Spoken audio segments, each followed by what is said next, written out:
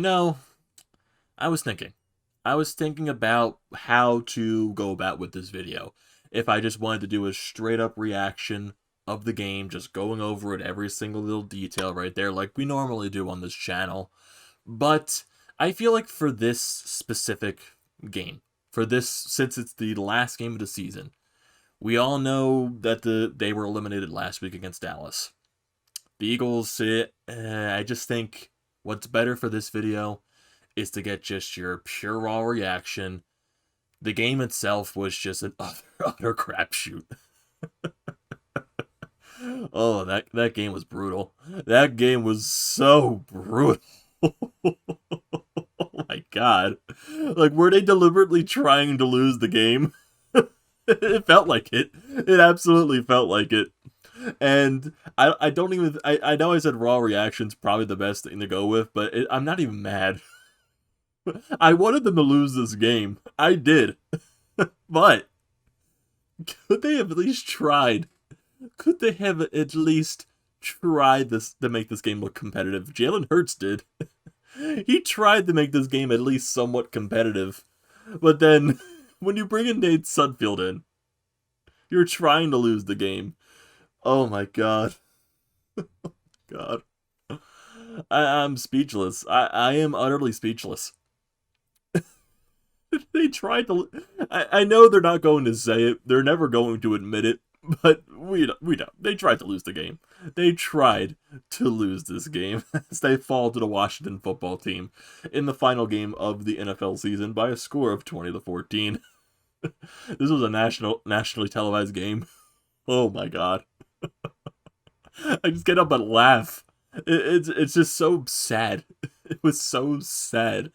At the minute I turn this game on, okay, maybe it's a little bit competitive to start off with. Jalen Hurts, even though he definitely didn't have his best game, he tried his hell best to try to make it look competitive at least, but it just wasn't enough. And then, like I said, Nate Sudfeld comes in, trying to lose the game right there. But it's just like as the game just went on and on and on, I'm just like, please end. Just end this misery, please. Just end the misery. And I'm not sure what feels better, us losing and getting like a better draft pick, or us losing and destroying the Giants' chance of making the playoffs. I don't know what's better. Even though I don't care what the Giants fans think, I just don't. I mean, no team can say they're proud of making the playoffs when you have a sub 500 record. No team from the NFC East could say they are proud to make the goddamn playoffs. You're going to get destroyed in the first game. It's by stroke of luck that Washington beats Tampa Bay. But knowing this Washington team, knowing a team from the NFC East, they'll probably manage to win at least one game in the playoffs and get to the divisional round. That'll just be by pure coincidence and luck, knowing this damn division. You never know, though. You absolutely just never know. And just, like I said, watching this game, as the quarters went on, like I said, you just want it to end. I just want it to end. We all wanted it to end. It was that bad.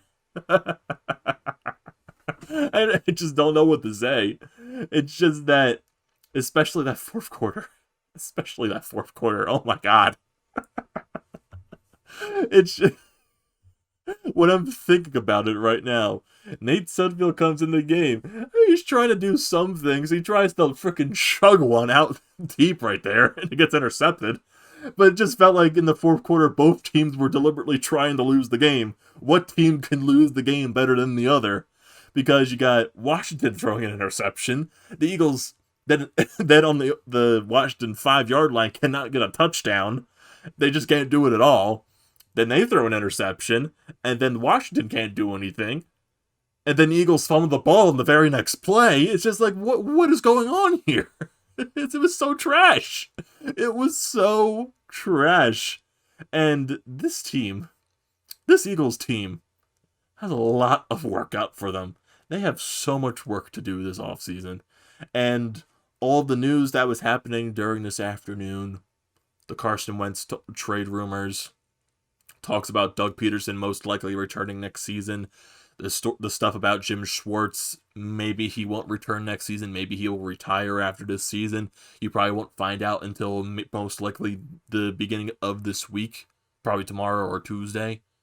And then Howie Roseman, there was reports saying that he might return, but who knows? Who knows? Nothing is most likely going to be confirmed until you go through the week, until you go through the first press conference a couple days after the game. You're not going to find anything out until then, most likely. But right now, it's just all speculation. It's going to be all speculation from today to tomorrow until when the press conferences happen.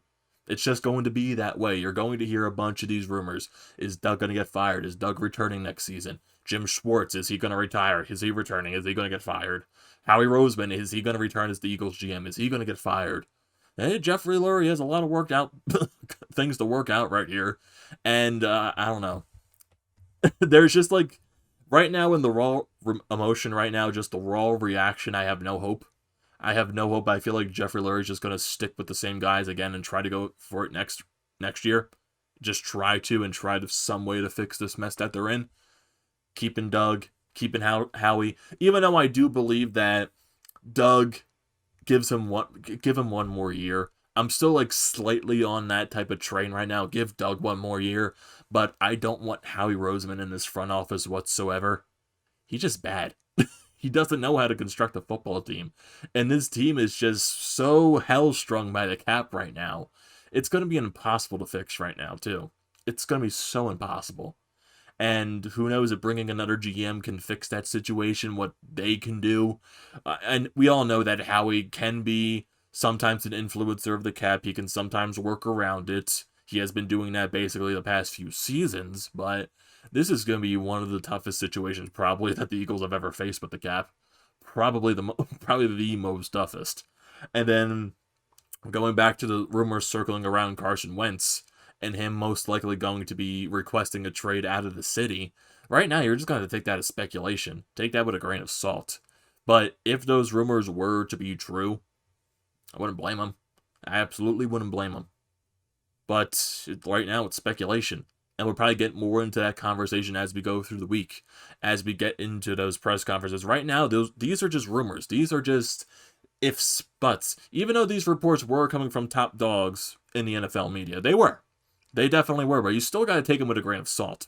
You definitely do. But to me, in my opinion, the chances, I would say it's probably most likely Carson does ask for a trade. I feel like that's just where the road is going at this point. That's just the overall feeling with this team right now and Carson Wentz. I just feel like he definitely, just the way with everything that went down this season, from how terrible he has been playing, just the terrible team around him, and a lot of the blame being put on him too. It's just that maybe it was maybe one of the final drawing points right there for him. You just have to wait and see, I guess, at this point. You definitely just have to wait and see. And it's going to be interesting going throughout the week. It definitely is. You gotta wait for those press conferences. And then you'll probably maybe get a gist of what maybe their plan is going to be going into the offseason. You just don't know. You just don't know. But they do have a lot of work cut out for them. They do. They definitely do. And with this loss right here, the Eagles, I think, officially have the 6th overall pick in the NFL draft. And I think I have the draft right in front of me right now. Yeah, the first 6 picks in this draft go to first overall pick with Jacksonville, second overall pick with the Jets, third overall pick goes to Miami, because Houston traded that pick to Miami, so congratulations right there to Miami getting a very high overall pick. Atlanta Falcons with the 4th overall pick, the Bengals with the 5th, and the Eagles with the 6th overall pick.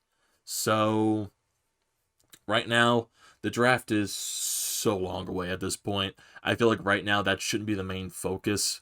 Even though that's definitely, now that the Eagles have a high draft pick, that's definitely going to be one of the leading conversations where the Eagles are going to focus on the draft. But I feel like those talks, once you get closer and closer to the draft, that's when it's going to really start circling up right now.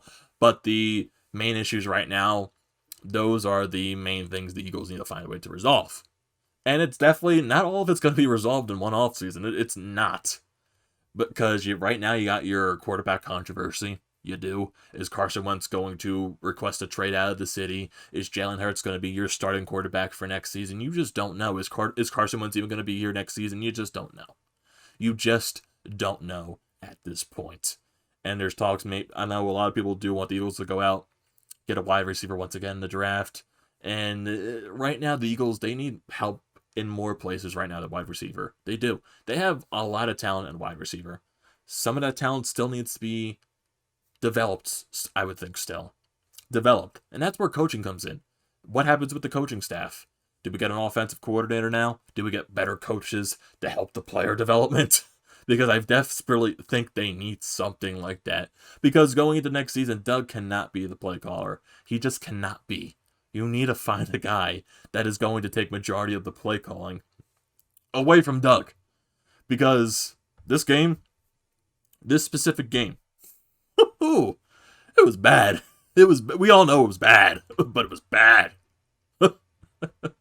It was just like, I'm just like shock and awe watching this game. Is like, whoa, what the hell is happening? It's just like, what the hell is happening? You would normally see, I think it was at the beginning of the game, where the Eagles were on a 4th and 1, 4th and 2 situation. They didn't go for it, they punted the ball. Okay, they did the safe play. But then they tried to go for it on the 4th and 1 when they were in the red zone and Washington zone. And that's the smart play, but they couldn't do anything right there. It's just, even though like those 2 specific plays, those are definitely something people are going to call out right there. Because on the 4th and 1 situation in the red zone, the Eagles, maybe people would have said, why don't you just go for the field goal and tie the game? Because you were down 3 points at that part of the game. And yes, that is a good point to bring up. But you're playing a game right now with the Eagles, most likely, you're playing with nothing to lose. They have nothing to lose. They're eliminated. And like I said, even though they are not going to admit this, they're just definitely not going to. It looked like they deliberately tried to lose this game. Especially when you brought Nate Sudfeld out. It just felt like it. It just absolutely felt like they tried to lose this game out of all of the might in the world. The defense did play a good game, but like I said, it felt like Washington tried to lose the game in the 4th quarter as well. But hey, Washington, out of the entire NFC East, they are the team that makes the playoffs. At the beginning of the season, no one would have said that. No one would have said that. But hey, Washington, hey, they could be a team that maybe makes some noise, even though those are being very sarcastic right there. Maybe they can make some noise. I highly doubt it. Maybe they'll get lucky and beat Tampa Bay. You just never know.